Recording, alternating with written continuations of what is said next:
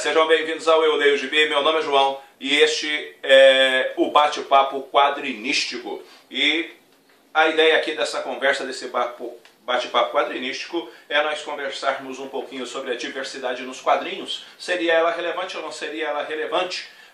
Eu penso assim, ela é relevante? Depende do ponto de vista. Tudo, na verdade, depende do ponto de vista. Mas quando eu estou falando do ponto de vista, eu estou falando mais também do propósito, tá? Depende do propósito. Por exemplo, a diversidade é importante nos quadrinhos. A diversidade é importante nos quadrinhos por quê? Se for só para ter nos quadrinhos, não é.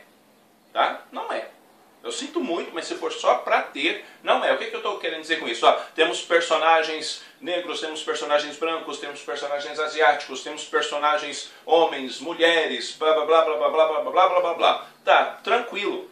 E isso quer dizer nada, a gente tem. Então não é relevante, porque não se trabalha a ideia e nem se trabalha aquilo que precisa através dessa diversidade. Por outro lado, se a ideia de ter essa diversidade dentro dos personagens for para, por exemplo, trazer o mundo da fantasia, que é o mundo dos quadrinhos, para dentro da nossa realidade, ou seja, nos oferecer uma proposta contemporânea do mundo, uma proposta contemporânea das relações que nós vivemos hoje em dia, aí sim é relevante. Tá? Por quê? Porque vai aproximar o meu contexto, vai aproximar o mundo que eu vivo para dentro daquilo que eu estou lendo e eu vou me sentir contextualizado a partir daquela história. Então isso faz todo sentido. Faz todo sentido se bem trabalhado, porque antes de tudo,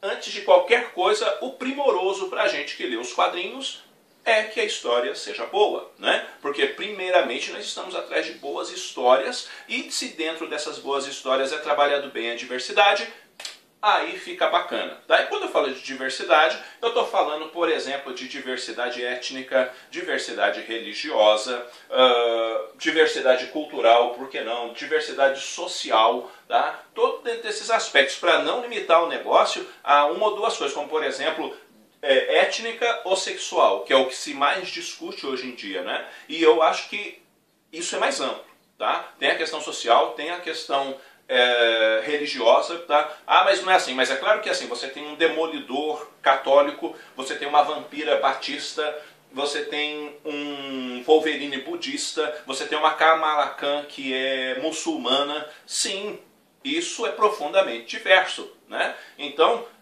e é trabalhado direito. Se trabalhado direito, vale a pena sim ter essa aproximação dos quadrinhos com o mundo real, né? Com o mundo real. Eu acho que é bem aí que deve funcionar a questão da diversidade.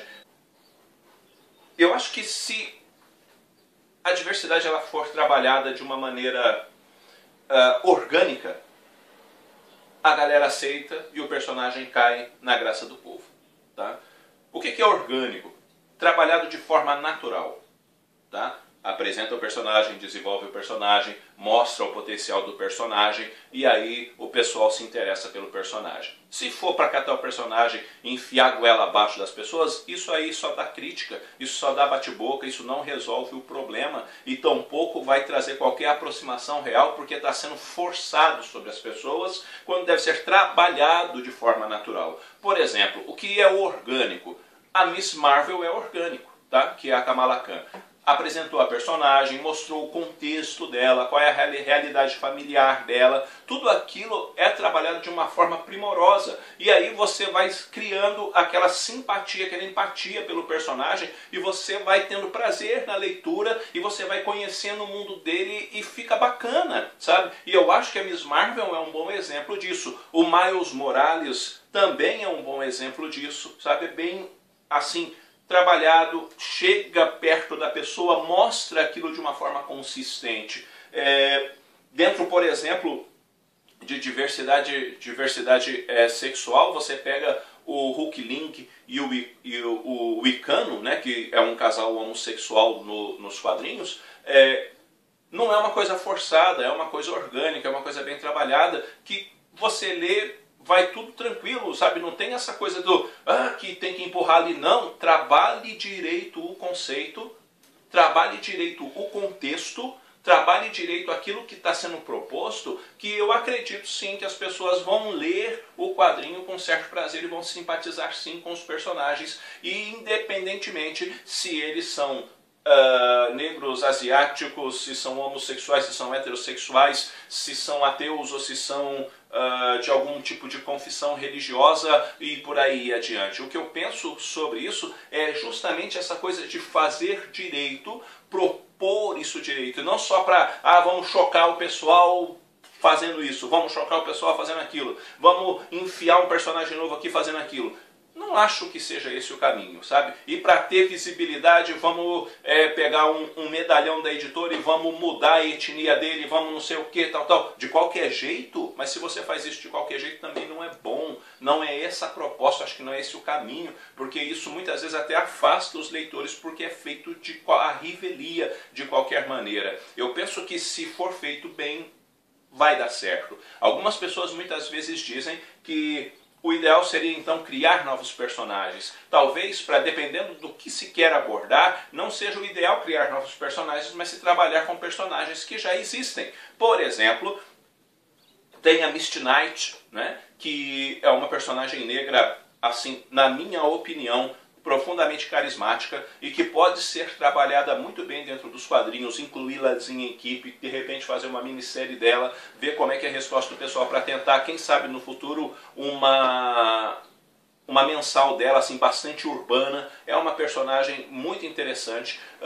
O Mestre do Kung Fu poderia ser resgatado dentro do seu potencial, até porque a revista antiga do Mestre do Kung Fu era muito boa, e eu acho que é um personagem, no caso oriental, que poderia ser trabalhado muito bem, se desse, por exemplo, na mão de um roteirista competente.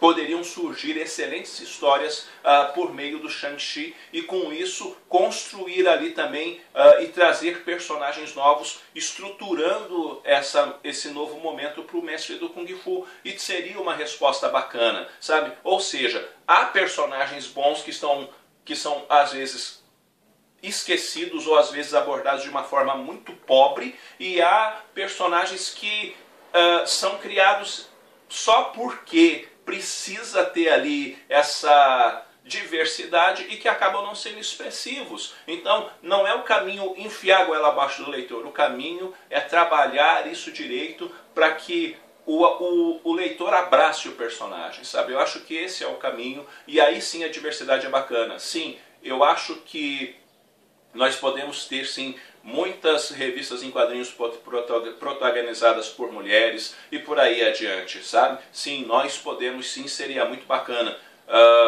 E sim, eu acho que seria mais fácil para uma guria, para uma adolescente, ler um quadrinho se visse na capa uma mulher como protagonista. Eu acho, sim. Mas se o protagonista não for bacana, ela vai começar a ler a história, ela vai jogar o gibi de lado e falar assim, é chato pra caramba isso daqui. A história precisa ser boa. Não basta trabalhar a ideia da diversidade. Tem que ser uma história bem feita, porque antes de tudo estamos atrás de um roteiro bem elaborado. Ou seja, de uma história que te cative, que te prenda, que te faça querer ler a próxima edição, que faça você querer fazer você virar a página. Senão você cata o gibi e deixa ele lá de lado, porque aí pouco importa. Hoje, por exemplo, nos Estados Unidos tem lá a mensal da Mulher Maravilha, a mensal da Arlequina, a mensal da Feiticeira Escarlate, da própria Miss Marvel, da Capitã Marvel, da Viúva Negra. Então há um certo número de quadrinhos protagonizados, meu Deus, enrolou minha língua, por mulheres, e isso é bacana, e eu gosto de boa parte desses quadrinhos. Por outro lado, é feito de uma forma coerente, e é isso que vai fazer a diferença, tá? Bom, gente, é mais ou menos isso, vamos dizer assim, que eu queria deixar para vocês nesse bate-papo quadrinístico. Sim, eu acho a diversidade importante. Sim, eu acho bacana quando uma pessoa se identifica com um personagem. Eu acho bacana, sim, quando muitas vezes a pessoa lê uma história que até parece com alguma coisa que ela viveu. Eu acho isso muito bacana. Só que a diversidade ela precisa ser abordada de uma maneira que tenha propósito, que nos aproxime dessa realidade. E sim, antes de tudo, é bom que a história seja bem feita, é bom que o gibi seja bacana, que seja prazeroso na leitura, porque senão não adianta nada essa diversidade abordada, porque o gibi vai ficar jogado para o lado e não vai fazer diferença nenhuma para quem está lendo, sabe? Então, trabalhar direito as histórias também é primordial para que a diversidade seja, de fato, bem apresentada dentro do contexto dos quadrinhos. É isso aí, galera. Eu espero que esse vídeo tenha sido útil para vocês de alguma maneira. Eu vou ficando por aqui. Se você não é inscrito no canal, inscreva-se, dê uma força para o canal crescer. Logo, logo eu estou voltando com outro vídeo. Um abraço forte em todo mundo.